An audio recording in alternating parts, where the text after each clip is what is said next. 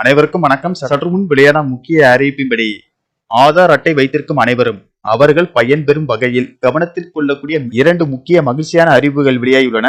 இதை பத்தி நம்ம வீடியோல பார்க்க போறோம். வீடியோவை ஸ்கிப் பண்ணாம பாருங்க. வீடியோக்குள்ள போறதுக்கு முன்னாடி இந்த வீடியோக்கு ஒரு லைக் பட்டனை பிரஸ் பண்ணிக்கோங்க. இப்பதான் நம்ம சேனலுக்கு ஃபர்ஸ்ட் டைம் வரீங்கன்னா சப்ஸ்கிரைப் பட்டனை பிரஸ் பண்ணிக்கோங்க. கூடவே பெல் ஐகான் பட்டனையும் பிரஸ் பண்ணிக்கோங்க. வாங்க வீடியோக்குள்ள போகலாம்.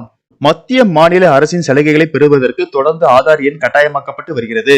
அரசு திட்டங்களின் சலுகைகளுக்கு கண்டிப்பாக ஆதார் கார்டு கட்டாயம் ஆகும். அரசியலமைப்பு சட்டத்தின்படி வாழ்வாதாரத்திற்கு ஆதார் முக்கியமான ஒன்றாக கருதப்படுகிறது.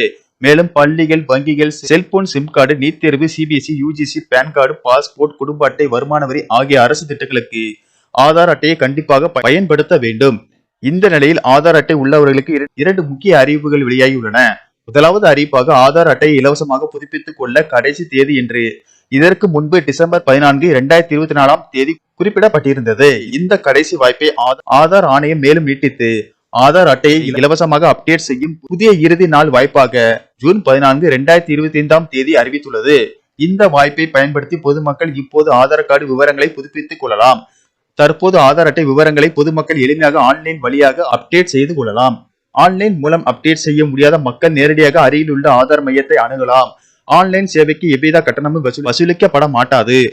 ஆனால் ஜூன் 14, 2025 பிறகு ரூபாய் 50 முதல் ரூபாய் 100 வரை ஆதார் தகவல் அப்டேட் செய்ய கட்டணம் வசூலிக்கப்படும் என்று தெரிவிக்கப்பட்டுள்ளது. அடுத்த அறிவிப்பாக ரூபாய் 10,000 வரை கடன்.